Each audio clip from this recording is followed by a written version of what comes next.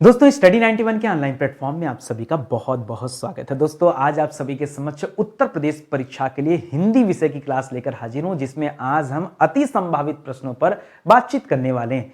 पिछले 10 लेक्चर में previous year paper के बारे में हम सभी ने चर्चा किया और अब 10 लेक्चर समाप्त हो गया है। प्रीवियस ईयर पेपर के सवाल भी समाप्त हो गए हैं और 11 नंबर से जो आपकी क्लास चली ये हमारी मॉक टेस्ट वाली क्लास चली। ठीक है, तो यहां पर दोस्तों अलग अलग चैप्टर से अलग अलग सवाल मैंने तैयार किए हैं और कितने सवालों का जवाब आप सही तरीके से दे पाते हैं यही देखना हमें। और एक तरह से अति संभावित प्रश्न जो आपसे आपकी परीक्षा में पूछे जा सकते हैं। हमने एक टेस्ट सीरीज भी लॉन्च किया। टेस्ट सीरीज आपके लिए बहुत इंपॉर्टेंट है। इससे आप अपनी तैयारी का मूल्यांकन कर पाएंगे, टाइम मैनेजमेंट कर पाएंगे, अपनी गलतियों को सुधार पाएंगे और जो सबसे जरूरी चीज है कि परीक्षा से पहले एक परीक्षा दे पाएंगे, अपने आप का पूर्ण मूल्यांकन कर पाएंगे। तो आइए एक बार अनुभव लीजिए। ठीक है, स्टार्ट किया जाए आज के सवालों को। चलिए पढ़ना आरंभ करते हैं और ध्यान से देखिएगा।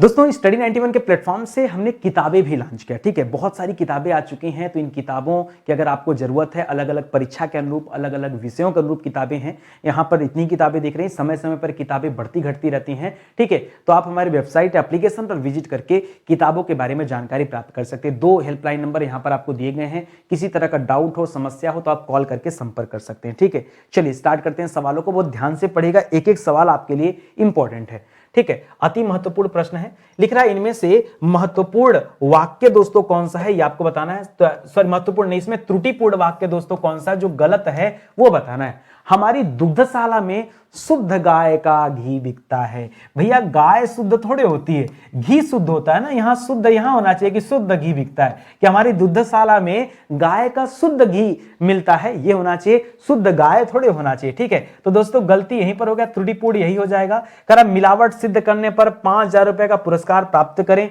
ये तो सही है। बाकी सब सही, ऑप्शन नंबर 1 में ही दोस्तों गलती मिल गया। हाँ, इस तरह से चीजें आप याद रखेगा। इसी तरह मिलता है गर्म भैंस का दूध। अरे भैंस का दूध, गर्म भैंस नहीं होती है, दूध गर्म होता है। ठीक है, दूध भैंस का गर्म दूध मिलता है। ठीक है, याद रखेगा, गर्म भैंस का दूध नहीं, ये आप ध्यान दीजिएगा। ठीक है, चलिए आगे बढ़ते हैं। इसी तरह देखता है एक मिठाई की दुकान। एक मिठाई की दुकान थोड़ी होगी, मिठाई की एक दुकान, दुकान एक हो सकती है ना, मिठाई थोड़ी एक होगी।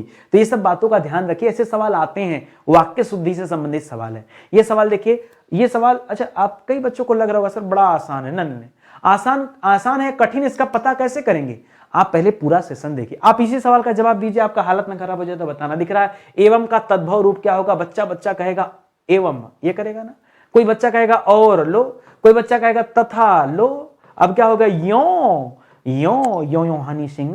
यो का मतलब क्या होता है? एवं। क्या होता है? एवं। नहीं पता था सर, कैसे पता होगा? जब देखोगे तब ना पता होगा। मैं कुछ अलग से आपको देता हूं। चलिए मान लीजिए यहां पर एवं लिख दिया। ठीक है, कि चलिए सर एवं का नहीं पता होता है कि एवं का तत्सम क्या होता है, यूं होता है। चलिए मय का तत्सम बता दीजिए क्या होता है। मय, एवं का तद्भव रूप पूछा था ना। एक सेकंड, मैं एक काम करता हूं, इसको ऐसे नहीं करना होगा, नहीं तो फिर आप कंफ्यूज जाएंगे। मैं ग्राफ एक बना लेता हूं। ठीक है, मैं एक ग्राफ बना लेता हूं, एक तरफ तद्भव लिखता हूं और एक तरफ तत्सम लिखता हूं। ऐसे करके लिखें तब जो है ज्यादा क्लियर रहेगा। ठीक है, क्योंकि यहां पर एवं का तद्भव रूप पूछा था, तो एवं जो शब्द है दोस्तों यह क्या है? तत्सम शब्द है और एवं का तद्भव यूं होता है। जबकि जो मैं है दोस्तों, मैं क्या है? पहले से तद्भव शब्द है और मैं का क्या हो जाएगा? तो मैं का हो जाता है मया, मैं का मया हो जाता है। ऐसी इसी तरह से तुम का त्वम नाम किम, मम नाम मुकेश। ठीक है, त्वम यानी तुम। ठीक है, इसी तरह से मम यानी मेरा, मेरा का क्या हो जाता है? मम, मम नाम मुकेश। तो इस तरह से याद रखेगा। इसी तरह यह को क्या बोलते हैं दोस्तों? यह को, तो यह को कहते हैं एसह। क्या कहते हैं? एसह। आई बात समझ में? इसी तरह वह को क्या कहते हैं? वह को कहते हैं असौ। क्या कहते हैं दोस्तों? असौ। वह को क्या कहते हैं? असौ। इसी तरह से इसको क्या कहते हैं? इस। ठीक है, इसको कहते हैं एतस्य। क्या कहते हैं? एतस्य। आहा, क्या मजेदार सवाल हो गया सर। ऐसे सवाल पढ़ना है। जब ऐसे पढ़ोगे तब समझो कि हमारा कॉन्सेप्ट क्लियर हो रहा है और मजा आएगा परीक्षा में। ठीक है, चलो आगे बढ़ जाओ, अगला सवाल देखते हैं। अगला सवाल लिख रहा है उपादेय का विलोम क्या है? उपादेय का विलोम। ठीक है, तो उपादेय का उपदेय तो होगा नहीं, उपादेय का क्या हो जाएगा दोस्तों? अनुपादेय हो जाएगा। ठीक है, उपादेय का विलोम क्या हो जाएगा? अनुपादेय। बाकी सब तो ऑप्शन गलत हो रहा है। अगर आपको यहीं पे पूछता देय का विलोम, क्या पूछता? देय का, तो देय का क्या हो जाता दोस्तों? अदेय हो जाता। देय का विलोम क्या हो जाता है? अदेय हो जाता। तो काफी आसान से आप बता दिए होंगे। ठीक है, देखिए जो आप बता दिए ना, समझो तो ये आपकी मदद हो जा रही है। थोड़ा कठिन पे आइए, लिख रहा है कौन सा स्त्रीलिंग शब्द है। एक हमने आसान दे रखा तो एक कठिन दे रखा है। कौन सा स्त्रीलिंग है? बच्चा परेशान, सर छाछ है कि तिल है कि काढ़ा है कि टेसू है? याद रखेंगे जो छाछ शब्द है ना, ये छाछ शब्द क्या है दोस्तों? स्त्रीलिंग है। ठीक है, छाछ बड़ा अच्छी छाछ कि अच्छा छाछ? हम बोलते जरूर अच्छा है लेकिन गलत है, छाछ को स्त्रीलिंग माना जाता है। वहीं दोस्तों मैं आपको कंफ्यूज करने के लिए कुछ और बातें बताता हूं, याद रखेंगे। ठीक है, दूध, दूध क्या दोस्तों? दूध पुल्लिंग शब्द होता है। इसी तरह से दही भी क्या होता है दोस्तों? नहीं मानने को आप तैयार रहेंगे, लेकिन दही भी क्या होता है दोस्तों? पुल्लिंग शब्द होता है। माखन क्या होता है दोस्तों? मक्खन या माखन, यह भी दोस्तों क्या होता है? पुल्लिंग शब्द होता है। ठीक है, यहां छाछ क्या दोस्तों? यह स्त्रीलिंग शब्द है। ठीक है, बाकी तिल, अच्छा तिल, काढ़ा, तिल, काढ़ा और टेसू, ये जो शब्द दिए हैं दोस्तों, ये क्या हो जाएगा? ये पुल्लिंग हो जाएगा। आपसे स्त्रीलिंग पूछा था, इसलिए आप इस बात को ध्यान रखें। मुझे पता है बहुत सारे बच्चों ने गलत किया होगा। गलत सही ऐसे नहीं पता चलेगा, अपने साथ कॉपी कलम लेके बैठो, तब आप गलत सही एग्जैक्ट बता पाएंगे। बताओ इस सवाल का सही जवाब क्या होगा? उपकार शब्द का विलोम। ठीक है, अब बच्चों ने यहां दो जवाब किया। कुछ बच्चों ने किया तिरस्कार, नहीं तिरस्कार नहीं। तिरस्कार किसका हो जाएगा? तो तिरस्कार दोस्तों पुरस्कार का भी विलोम होता है, या तिरस्कार दोस्तों सत्कार का भी विलोम होता है। ठीक है, तो ये तो जवाब होगा नहीं। ठीक है, विकार भी नहीं होगा दोस्तों, क्योंकि विकार का अविकार हो जाता है। विकार का क्या हो जाता है? विकार का विलोम क्या हो जाता है? अविकार। इसी तरह से विकारी का अविकारी। अब बहुत सारी जो किताबें हैं, उन किताबों में उपकार का विलोम दिया है अनुपकार, अन धन उपकार बराबर अनुपकार। लेकिन जो बेस्ट आंसर दोस्तों याद रखेंगे वो अपकार होगा। क्या होगा दोस्तों? अपकार होगा। उपकार का विलोम क्या हो जाएगा? अपकार होगा। जैसे उपत्यका का अधित्यका होता है, उसी तरह से एग्जैक्ट याद करिए, उप के जगह अप होगा। ठीक है, यहां अनुपकार मत करेगा। ठीक है, हालांकि दोस्तों किताबों में यह भी उत्तर मिलता है। ठीक है, किताबों में यह आंसर भी मिलता है, लेकिन आप इस आंसर का इस्तेमाल तभी करिए जब आपके सामने उपकार का ऑप्शन न दिया हो। अगर उपकार का अपोजिट अपकार दिया तो अपकार करिए, नहीं दिया है तब आप क्या करेंगे? अनुपकार करेंगे। तो यहां मैं 3-4 टिक कर देता हूं और यहां मैं 8 टिक कर देता हूं। ठीक है, तो ज्यादा बेहतर उत्तर अपकार है। अगर ऑप्शन में नहीं है तब आप क्या करेंगे? अनुपकार करेंगे, क्योंकि किताबों में आप गूगल कर लो, चाहो आप किताब में ढूंढ लो। ठीक है, लिख रहा है धर्मवीर भारती को किस रचना के लिए 1994 में व्यास सम्मान मिला? सबसे पहले तो हम व्यास सम्मान की बात करते हैं। व्यास सम्मान दोस्तों ये के बिड़ला फाउंडेशन के द्वारा, के बिड़ला फाउंडेशन के द्वारा इस सम्मान की शुरुआत हुई थी। कब हुआ था दोस्तों? तो 1991 में इसकी स्थापना हुई है। क्या हुई है? स्थापना हुई है किसकी? यह व्यास सम्मान की। ठीक है, और 1994 ईस्वी में यह अच्छा, ये ठंडा लोहा, अंधा युग, सपना, अभी अभी, कनुप्रिया, ये सभी रचनाएं दोस्तों किसकी है? ये सभी की सभी रचनाएं धर्मवीर भारती की ही है। ठीक है, धर्मवीर भारती की ही रचना है। लेकिन किस रचना पर व्यास सम्मान मिला? तो सपना अभी अभी, ये जो रचना थी इसके ऊपर इन्हें दोस्तों व्यास सम्मान दिया गया है। ये आप याद रखेंगे। एक सवाल याद रखिए, मान लीजिए आपसे पूछ दिया कि 2023 के लिए व्यास सम्मान किसे दिया गया? ठीक है, व्यास सम्मान 2023 के लिए किसे दिया गया है? तो यह दिया गया दोस्तों पुष्पा भारती को। किसे दिया गया है? पुष्पा भारती को। मैंने बताया था बीच में एक पुष्पा मूवी आई थी, यादें और यादें। ठीक है, इनकी रचना का नाम है दोस्तों, क्या रचना का नाम है? यादें और यादें। ठीक है, यादें और यादें याद रखेगा, इनकी रचना का नाम है। इसके लिए इन्हें व्यास सम्मान मिला 2023 का। तो जो पुराना वाला हमें वो भी याद रखना है, जो नया है हमें वो भी याद रखना है। ठीक है, इसी तरह से कई बार हम लोग साहित्य अकादमी पुरस्कार पढ़ रहे थे। 1955 में उस पुरस्कार की स्थापना हुई। पहली बार वो पुरस्कार माखनलाल चतुर्वेदी जी को दिया गया, उनकी रचना हिम तरंगिनी के ऊपर। उसके बाद वर्तमान में यानी 2023 में यह पुरस्कार संजीव जी को दिया गया। मुझे पहचानो, मैं हूं डॉन। ठीक है, डॉन मत करेगा, बस मुझे पहचान, उनकी रचना का नाम था। उसके ऊपर दोस्तों उन्हें साहित्य अकादमी पुरस्कार दिया गया। लिख रहा खूंटी शब्द का बहुवचन क्या है? खूंटी का बहुवचन क्या दोस्तों? तो खूंटी का बहुवचन हो जाएगा खूंटिए नहीं, खूंटिया नहीं, खूंटियों नहीं, खूंटियां। अच्छा, मैं आपको बताना चाहूंगा, ये जो बड़ी की मात्रा है ना, जब इसका बहुवचन बनता है तो हमेशा छोटी की मात्रा लग जाती है। आप कहेंगे नहीं सर, आइए बताता हूं। जैसे नदी पे बड़ी की मात्रा लगी थी, तो नदी का बहुवचन क्या हो जाएगा? नदियां।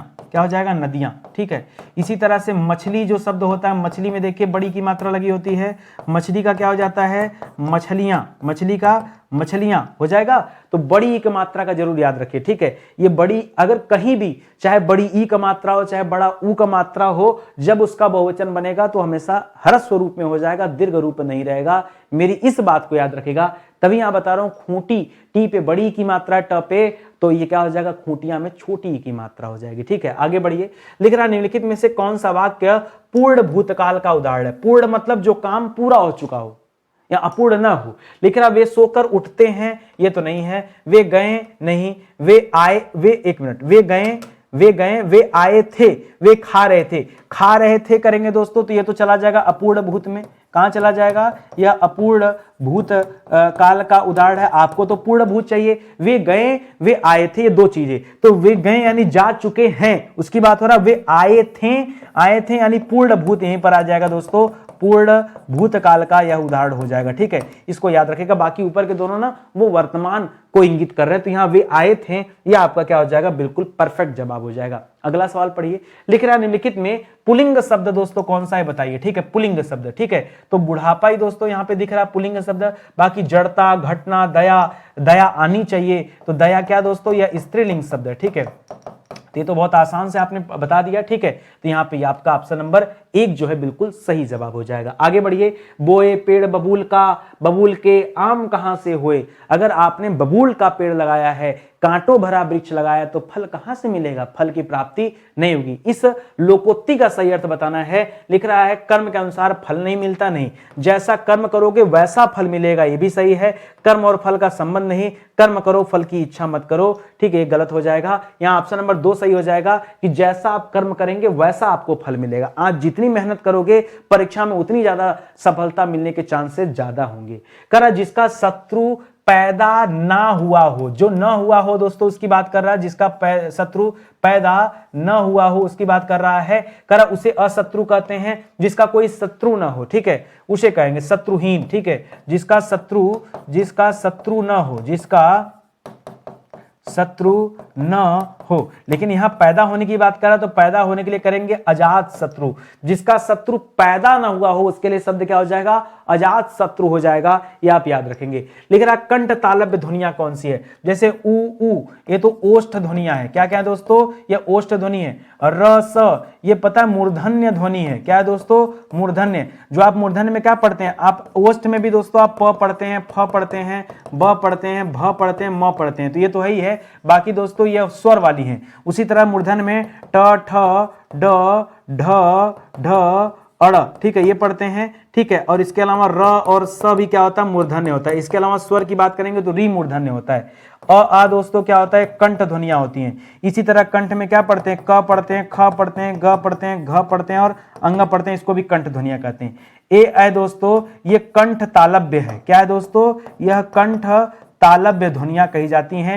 ये आपका सही जवाब है। सर कैसे मान ले कंठ तालव्य है, आइए बताते हैं कैसे मानेंगे आप। तो पहले लिखिए ए, बाद में लिखिए दोस्तों ए और ऐ, ये दो ध्वनियां हैं। अब देखिए ए में क्या होता है, ए का निर्माण होता है अ और ई के मिलने से। तो अ क्या होता है दोस्तों, अ को हम कंठ ध्वनि कहते हैं, ई को हम तालु ध्वनि कहते हैं। यही दोनों मिलते हैं तो क्या बन जाता है, कंठ तालव्य बन जाता है। उसी तरह से ऐ का निर्माण कैसे होता है, तो अ के साथ ए जुड़ने से होता है, तो ये भी क्या हो जाता है, कंठ तालव्य हो जाता है। इसी तरह परीक्षा में पूछता है ओ और अ ध्वनिया के बारे में। ठीक है, तो ओ का निर्माण होता है अ के साथ उ मिलने से, तो ये हो जाता है दोस्तों कंठोष्ठ ध्वनि। क्या हो जाता है, कंठोष्ठ ध्वनि। उसी तरह से अ का निर्माण होता है अ के साथ ओ मिलने से, तो ये भी हो जाता है कंठोष्ठ ध्वनि। तो यहाँ क्या उत्तर होगा, 3 नंबर। आई बात समझ में, एकदम धमाकेदार स्पीड से पढ़ते हैं भाई, एकदम स्पीड से, काहे स्लो करें स्पीड। हाँ, आपने इतना पढ़ रखा कि गलतियां नहीं होनी है, बस ध्यान से देखते चलो। लिख रहा निम्नलिखित में से कर्ता कारक वाला वाक्य छाटिए। कारक के बारे में पूछ रहा है, यहाँ कर्ता कारक, कर्ता ने मोहन को जाना है, शीला को रोटी खिलाओ, शाम को मत आना, विभा को पुस्तक दे दो। अब क्या करें, कर्ता कारक पूछा है, ठीक है। तो देखिए कर्ता कारक किसे कहते हैं, जहां कर्ता की प्रधानता हो। कर्म कारक किसे कहते हैं, जहां कर्म की प्रधानता होती है। तो कर्ता कारक में आप अगर चिन्ह खोजेंगे कि ने कहां है, तो ने नहीं, आप भाव से यहां ढूंढना आपको कि मोहन को जाना है। तो याद रखेगा मोहन को जाना, मोहन यहां करता है दोस्तों, तो यही कर्ता कारक है। शीला को रोटी खिलाओ, इस खिलाना का संबंध दोस्तों रोटी से, इसलिए यहां कर्म कारक हो जाएगा, ठीक है। मत आना, आना का अच्छा नकारात्मक हो जाएगा। विवाह को पुस्तक दे दो, ये भी नहीं। तो जो सही जवाब दोस्तों मोहन को जाना है, यही कर्ता कारक हो जाएगा, ठीक है। आगे लिख रहा है बिल्ली छत से कूद पड़ी, छत से कूद पड़ी से दोस्तों किसमें होता है, अपादान कारक में होता है। और अपादान का संबंध किससे दोस्तों, अलगाव से है। तो बिल्ली छत से कूद पड़ी यानी अलग हो गई, ठीक है, छत से अलग हो गई। या हिमालय से गंगा निकलती है, तो गंगा हिमालय से अलग हो गई, तो अलगाव जहां जहां होता है। या वृक्ष से फल गिरते हैं, पत्ते गिरते हैं, तो वो भी अलग हो गए, तो यहां पर अपादान कारक होता है, ठीक है। तो इसको याद रखेगा और ये इंपॉर्टेंट है। अधिकरण कारक में दोस्तों चिन्ह क्या हो जाता, तो याद रखेगा यहां कारक चिन्ह में और पर होता है। कर्ता ने कर्म को होता है। संप्रदान में कारक चिन्ह क्या होता है दोस्तों, के लिए, ठीक है। जैसे राजा ने भिखारी को दान दिया, भिक्षुक को दान दिया, तो दान हमेशा के लिए दे दिया, ठीक है। तो वहां पर दोस्तों संप्रदान कारक हो जाएगा। चलिए आगे बढ़ते हैं। अफसोस मैं नहीं जा सका। अफसोस के बाद दोस्तों ये जो एक्सक्लेमेटरी सिंबल दे रहा दोस्तों, यही क्या है, यही विस्मयादिबोधक है। लेकिन अफसोस क्या है, संबोधन है। संबोधन क्या होता है दोस्तों, हे हो अरे, ठीक है,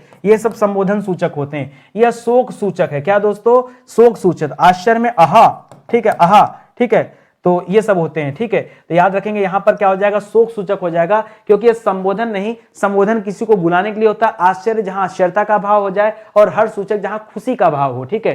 तो याद रखेगा यहां पर अफसोस जो है शोक सूचक के अंतर्गत आएगा, तो यही आपका क्या हो जाएगा, सही जवाब हो जाएगा। आहा, तुम्हें पाकर कितना आनंद आ रहा है। आहा जो शब्द है दोस्तों, ये क्या है, विस्मयादिबोधक है। ये प्रश्नवाचक उपविराम और विराम चिन्ह नहीं दोस्तों, ये गलत है। तो इस प्रकार से आप याद रखेंगे। सर सवाल तो बहुत आसान है, ये देखिए मॉक टेस्ट के सवाल है ना, तो ऐसे ही आसान सवाल पूछे जाते हैं, बहुत डिफिकल्ट सवाल आपकी परीक्षा में नहीं आता है, इसलिए आप देखते चलिए। आपके अलग अलग परीक्षाओं के लिए भी हमारे पास टेस्ट सीरीज अवेलेबल है। इस टेस्ट सीरीज में आपको मॉक टेस्ट भी मिल जाएगा, सेक्शनल टेस्ट मिलेगा, प्रीवियस ईयर पेपर मिलेगा, करंट अफेयर मिलेगा। आप अलग अलग परीक्षाओं के लिए भी टेस्ट सीरीज आप ले सकते हैं स्टडी 91 प्रो एप्लीकेशन और वेबसाइट पे विजिट करके, ठीक है। बाकी हमारी किताबें हैं, कोर्सेज हैं, तमाम चीजें हैं, तो आप उसे भी ज्वाइन कर सकते हैं।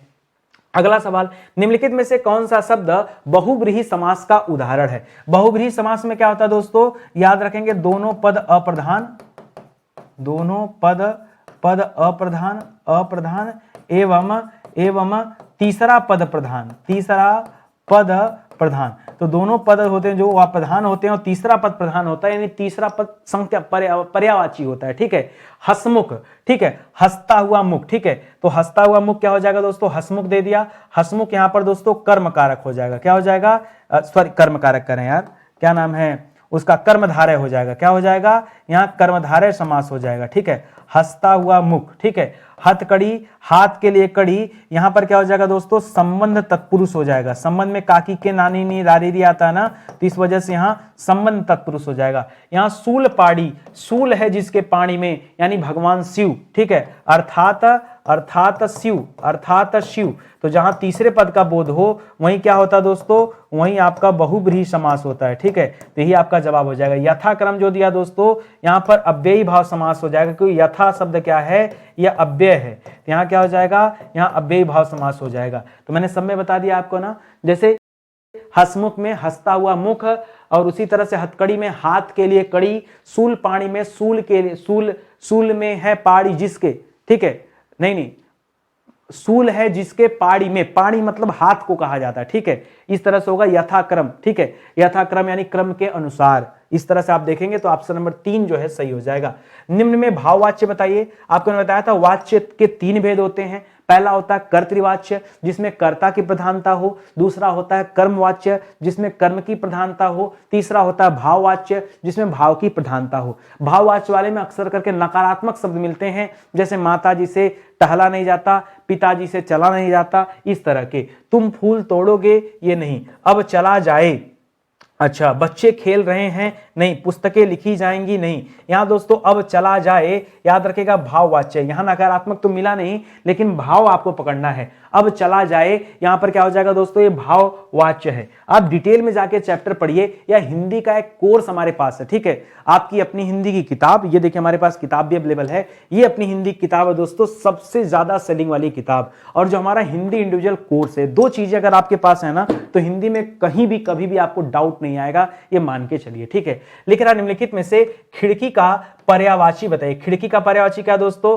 तो खिड़की को वातायन भी कहते हैं, बारी भी कहते हैं, दरीचा भी कहते हैं, तो उपयुक्त सभी सही हो जाएगा, ठीक है। खिड़की को और क्या कहते हैं दोस्तों, खिड़की को झरोखा भी कहते हैं, खिड़की को जंगला भी कहते हैं, ठीक है। ये सब भी किसका नाम है दोस्तों, ये सब खिड़की का ही नाम है, ठीक है, तो याद रखेंगे। लिख रहा है कि निम्नलिखित पंक्तियों में से कौन सा गुण विद्यमान है, इस पंक्ति में कौन सा गुण है ये बताना है। हिमाद्रितुंग सिंह से प्रबुद्ध शुद्ध भारती, स्वयं प्रभा समुज्ज्वला स्वतंत्रता पुकारती, ठीक है। रस तो पूछा नहीं, रस पूछता तो हम वीर रस बता देते। अगर यहां हमें रस पूछता तो यहां देखिए उत्साह का भाव आ रहा है, क्या भाव आ रहा है, उत्साह का, तो रस कौन सा हो जाता, वीर रस। लेकिन दोस्तों ऐसा यहां पर पूछा ही नहीं, यहां तो गुण पूछ रहा है, माधुर्य गुण नहीं, प्रसाद गुण नहीं, तमो गुण नहीं, यहां पर ओज गुण है, जागृत होने का भाव है, इसलिए ओज गुण करेंगे, ठीक है। अच्छा, अब सवाल ये आता है कि सर ये जो माधुर्य गुण दिया है, यह तमो गुण दिया है, ओज गुण दिया है, सर इस गुण का मतलब क्या होता है, ठीक है। कब ये हम जवाब देंगे, तो माधुर्य गुण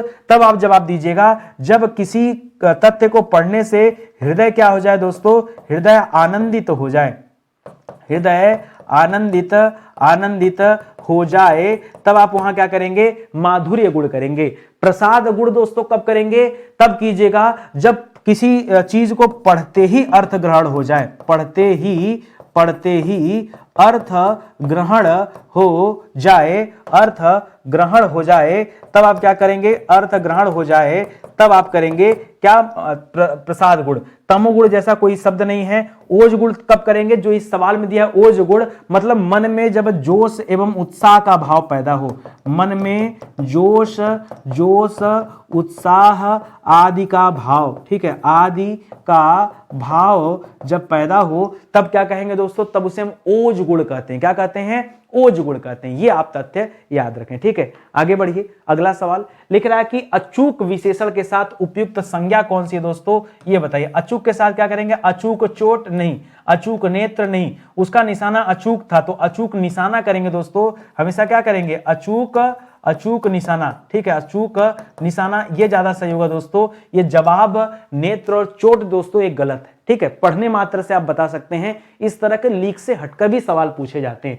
लक्ष्य का अनेकार्थक शब्द बताइए। लक्ष्य के अनेकार्थक में क्या, लक्ष्य का मतलब निशाना होता है, उद्देश्य होता है, सही है, ठीक है। लक्ष्य का मतलब नाम और बल नहीं, गति चाल नहीं, सही गलत नहीं, निशाना उद्देश्य। लक्ष्य का अर्थ क्या होता है, निशाना उद्देश्य, ठीक है। इसके अलावा क्या होता है दोस्तों लक्ष्य का, तो लक्ष्य का अर्थ जैसे हमने यहां निशाना बताया, सुनते जाइए, निशाना बताया, उद्देश्य बताया।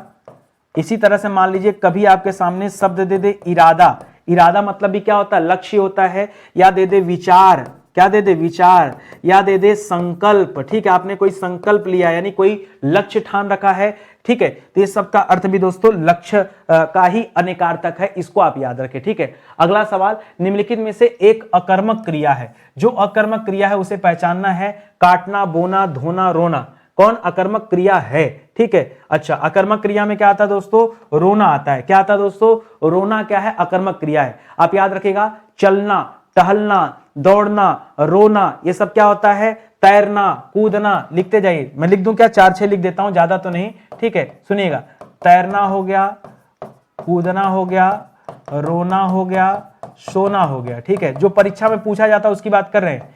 इसी तरह से उड़ना हो गया, भागना हो गया, दौड़ना हो गया, टहलना हो गया, क्या हो गया, टहलना हो गया, टहलना, ठीक है, टहलना। ये सभी शब्द क्या होते हैं दोस्तों, ये सभी अकर्मक आते हैं। इसमें से खास करके तैरने वाला, कूदने वाला, रोना, सोना, उड़ना, भागना, ये बार बार परीक्षा में पूछा जाता, आपने देखा होगा कई बार परीक्षा में पूछा जाता, ठीक है। उषा सुनहरे तीर बरसती जय लक्ष्मी सी उदित हुई। वैसे सासी से देखकर आप हमेशा उपमा अलंकार करते हैं, लेकिन यहां ऐसा नहीं है। यहां याद रखेगा दोस्तों, विरोधाभास नहीं है। विरोधाभास तब होता है जब विरोध वहां पर दिखता रहे। यहां विरोध तो है नहीं, दृष्टांत भी नहीं, संदेह भी नहीं है। यहां हो जाएगा मानवीकरण अलंकार। याद रखेंगे, जब प्रकृति के साथ साथ दोस्तों मानव चीजों को जोड़ा जाता तब वहां पे मानवीकरण अलंकार आता है। उषा सुनहरे तीर बरसती जय लक्ष्मी सी उदित हुई। यहां लक्ष्मी की बात कर रहा, उसके साथ उषा की जो है परिकल्पना कर रहा था। यहां मानवीकरण अलंकार दोस्तों कीजिएगा, यह आपका सही जवाब होगा। लेकिन हिंदी साहित्य में किस कवि ने रश्मि रथी नामक दोस्तों कविता की रचना की थी? तो मक्खन लाल नहीं दोस्तों, माखन पूरा नाम है, माखन लाल चतुर्वेदी। वैसे इनकी बात करेंगे तो इनकी रचना में दोस्तों हिम तरंगिणी, हिम किरीटिनी, हिम तरंगिणी और हिम किरीटिनी, ये दो रचनाएं दोस्तों बहुत पॉपुलर है। हिम किरीटिनी ये आप याद रखेंगे। उसी तरह से सुमित्रानंदम पत की रचना में लोकायतन, कला एवं बूढ़ा चाँद, ये चिदम्बरा, ठीक है, चिदम्बरा ये इनकी प्रसिद्ध कृतियों में से एक है। ठीक है, खैर जगह तो है नहीं, तो यहाँ सूर्यकांत त्रिपाठी नहीं, यहाँ पे दोस्तों याद रखेंगे रामधारी सिंह दिनकर जी का नाम याद रखेगा। ये दिनकर जी दोस्तों सही जवाब हो जाएंगे। दिनकर जी की कौन कौन सी रचनाएं हैं? तो इसकी प्रसिद्ध रचनाओं में रश्मि रथी का नाम आता है। एक चीज और याद रखेगा, केवल रश्मि का नाम पूछे कि रश्मि किसकी रचना है, तो रश्मि किसकी रचना दोस्तों याद रखेंगे? महादेवी वर्मा जी की रचना का नाम। महादेवी वर्मा की रचना का नाम क्या है? केवल रश्मि। उसमें नीरजा भी पढ़ते हैं, निहार भी पढ़ते हैं, रश्मि पढ़ते हैं, संध्या गीत पढ़ते हैं, यामा पढ़ते हैं। ठीक है, लेकिन इनके में हम पढ़ते हैं रश्मि रथी। ठीक है, तो रश्मि रथी याद रखेगा, उर्वशी याद रखेगा, रेणुका याद रखेगा। क्या याद रखेंगे? रेणुका याद रखेगा। ये मैं रामधारी सिंह दिनकर जी की बात कर रहा हूं, उनकी प्रसिद्ध कृतियों के बारे में बात कर रहा हूं। और सबसे जो प्रसिद्ध कृति है उसमें संस्कृति के 4 अध्याय, संस्कृति के 4 अध्याय भी इन्हीं की कृति है। ठीक है, नीम के पत्ते भी दोस्तों इन्हीं की कृति है, नीम के पत्ते भी इन्हीं की कृति है। सामधेनी भी इन्हीं की कृति है, सामधेनी बहुत प्रसिद्ध रचना है सामधेनी। ठीक है, इन्हीं की कृति है। इसी तरह से हुंकार भी इन्हीं की कृति है। ये सब याद रखिए। ठीक है, ये 4-6 रचनाएं आप याद रखिए जो रामधारी सिंह दिनकर जी से संबंधित है और बार बार परीक्षा में पूछा जाता है। ठीक है, करा निराला, सूर्यकांत त्रिपाठी निराला करा, इनके अनुसार हिंदी में मुक्त काव्य किस छंद की बुनियाद पर सफल हो सकता है, केवल ये बताना है। ये निराला जी के अनुसार किस की बात हो रही दोस्तों? तो कवित्व की बात हो रहा है। ठीक है, याद रखेंगे मुक्त काव्य में कवित्व छंद की बुनियाद पर ही दोस्तों मुक्त काव्य सफल हो सकता है, याद रखेंगे। रोला में मात्राएं हमेशा दोहा के उल्टा होता है, यानी 11-13 मात्राओं पर यति होता है। कुल 24 मात्राएं होती हैं। कितनी? कुल 24 होती है। दोहा में 13-11 मात्राओं पर यति होती है और कुल कितनी मात्राएं होती? 24 मात्राएं होती हैं। चौपाई में 4 चरण होते हैं और प्रत्येक चरण में 16 मात्राएं होती हैं। कितनी होती हैं? 16 मात्राएं प्रत्येक चरण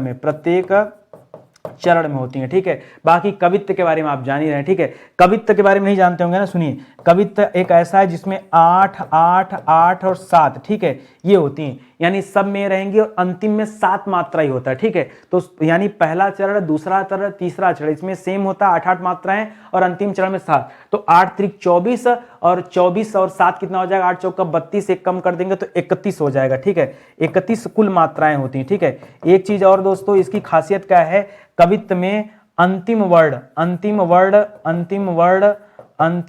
क्या होता है दोस्तों? जो अंतिम में जो वर्ड यानी अक्षर होता है वो क्या होता है? गुरु होता है। गुरु यानी 2 मात्रा, गुरु यानी 2 मात्रा होता है, याद रखेगा। हरस्व नहीं होता, गुरु होता हो। ठीक है, इसको भी याद रखेंगे तो ये बढ़िया सवाल हो जाएगा कवित्व वाला। लिख रहा है वद्य का समानार्थी शब्द क्या है? वद्य क्या समानार्थी है दोस्तों? डांटने योग्य नहीं। परित्यक नहीं होता दोस्तों, परित्यका एक शब्द होता है, परित्यका जो जिसे पति द्वारा छोड़ दिया गया हो, जिसे पति द्वारा छोड़ दिया गया हो, उस महिला को क्या कहते हैं? परित्यका कहते हैं। ठीक है, यहां वद्य का समानार्थी क्या होता है दोस्तों? निषिद्ध होता है। निषिद्ध का अर्थ क्या दोस्तों? वद्य होता है। ठीक है, तो इसको याद रखेंगे। अगला लिख रहा है अस्पृश्य शब्द को विलोम में आपको बनाना है, तो आप किस उपसर्ग का प्रयोग करेंगे? उपसर्ग हमेशा कहां लगता है? यह शब्द के प्रारंभ में लगता है, शब्द के प्रारंभ में उपसर्ग लगता है। तो आप निस्पृश्य तो बनाएंगे नहीं, अनुस्पृश्य भी नहीं बनाएंगे, क्या बनाएंगे, अस्पृश्य शब्द बनेगा, क्योंकि शब्द आपका क्या है, स्पृश्य शब्द है। इसका अपोजिट क्या होगा, अधन स्पृश्य। क्या हो जाएगा, अधन स्पृश्य करेंगे तो अस्पृश्य बनेगा, तो अ उपसर्ग इसमें लगेगा, ये आप ध्यान रखें। करा कोष्ठक शब्द में कौन सा प्रत्यय है, ठीक है, तो प्रत्यय हमेशा कहां लगता है दोस्तों, शब्द के अंत में लगता है। कहां लगता है, शब्द के अंत में दोस्तों प्रत्यय लगता है। तो कोष्ठक में ठक मत करिएगा, ठक भी मत करिएगा, क्योंकि कोष्ठ क्या हो जाएगा दोस्तों, यहां पर हो जाएगा मेन हो जाएगा और यहां पर क प्रत्यय आएगा। अच्छा, कई किताबों में दोस्तों ये जो शब्द था, ये कोष्ठक जो शब्द था, ये मुझे दो जवाब मिले। कई जगह पे दोस्तों दिया है क और कई जगह दिया दोस्तों ठक, ठीक है, ठक। वैसे ज्यादा सही क्या दोस्तों, क ज्यादा सही होगा, ठक मत करिएगा, ठीक है। मैंने देखा, आप गूगल सर्च भी करेंगे तो आपको ये दो तरह के जवाब मिलने वाले हैं, ठीक है। आगे बढ़िए, अत्याचार का सही संधि विच्छेद क्या होगा, तो अत्याचार जो शब्द है दोस्तों, अत्याचार, इसका संधि विच्छेद बनता है अति धन आचार। क्या बनता है, अति धन आचार बनता है। तो अतिया मत करेगा, अत भी नहीं, अति होगा, ये होगा। और अत्याचार में कौन सा संधि आ जाता है दोस्तों, तो यहां पर यण स्वर संधि है, याद रखेंगे, ठीक है। अत्याचार में यण स्वर संधि, जबकि सत्याग्रह में हम पढ़ते हैं सत्य धन आग्रह बराबर सत्याग्रह, तो वहां पर दीर्घ स्वर संधि होता है। लेकिन आज संयुक्त वाक्य को सरल वाक्य में बदलो। संयुक्त वाक्य दिया है ना कि अतिथि आए और कार्यक्रम शुरू हो गया, तो ये और की वजह से दोनों वाक्य जुड़े हैं, तो इसको एक करना है और को हटा करके। कह रहा है जैसे ही अतिथि आए कार्यक्रम शुरू हो गया, जैसे लगा दोगे दोस्तों तो क्या हो जाएगा, मिश्रित वाक्य हो जाएगा, ठीक है। आए वैसे ही कार्यक्रम शुरू हो गया, वैसे ही कार्यक्रम शुरू हुआ, ये मिश्रित हो जाएगा। अतिथि के आते ही कार्यक्रम शुरू हुआ, ये सही हो जाएगा। अतिथि के आने के साथ ही, ये गलत है, ज्यों त्यों मत करिए दोस्तों, यहाँ ऑप्शन नंबर 2 कीजिए, ये आपका सही जवाब हो जाएगा, ठीक है, क्योंकि सिंपल तरीके से आपको उसे संयुक्त को सरल वाक्य में बदलना है।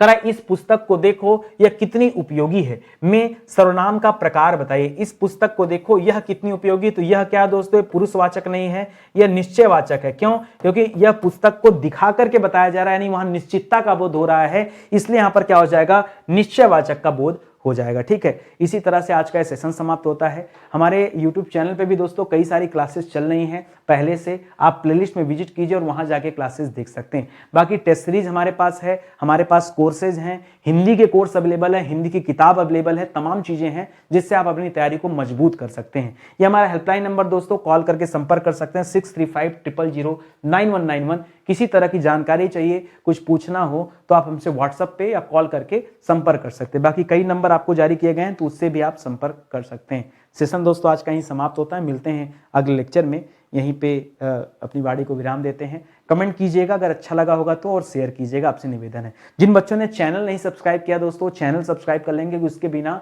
आपके पास नोटिफिकेशन नहीं जाएगा, ठीक है। तो मिलते हैं अगले लेक्चर में, तब तक के लिए बहुत बहुत धन्यवाद आपका।